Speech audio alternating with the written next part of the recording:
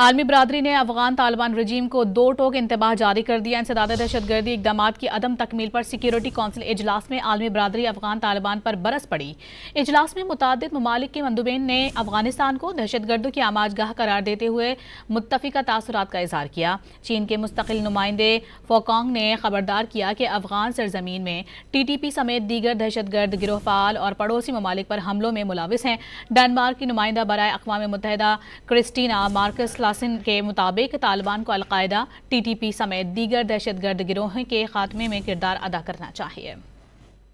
आलमी बरादरी ने अफगान तालिबान रजीम को 2 टोक इंतबाह जारी कर दिया। इंसदाद दहशतगर्दी इकदाम की अदम तकमील पर सिक्योरिटी कौंसिल इजलास में आलमी बरादरी अफगान तालिबान पर बरस पड़ी। इजलास में मुतादिद ममालिक के मंदूबीन ने अफगानिस्तान को दहशतगर्दों की आमाजगाह करार देते हुए मुत्तफिका तासुरात का इजहार किया। चीन के मुस्तकिल नुमाइंदे फोकांग ने खबरदार किया कि अफगान सरजमीन में TTP समेत दीगर दहशतगर्द गिरोह फाल और पड़ोसी ममालिक पर हमलों में मुलाविस हैं। डेनमार्क की नुमाइंदा बराए अक़वाम मुत्तहिदा क्रिस्टीना मार्कस के मुताबिक तालिबान को अल-कायदा, TTP समेत दीगर दहशतगर्द गिरोहों के खात्मे में किरदार अदा करना चाहिए।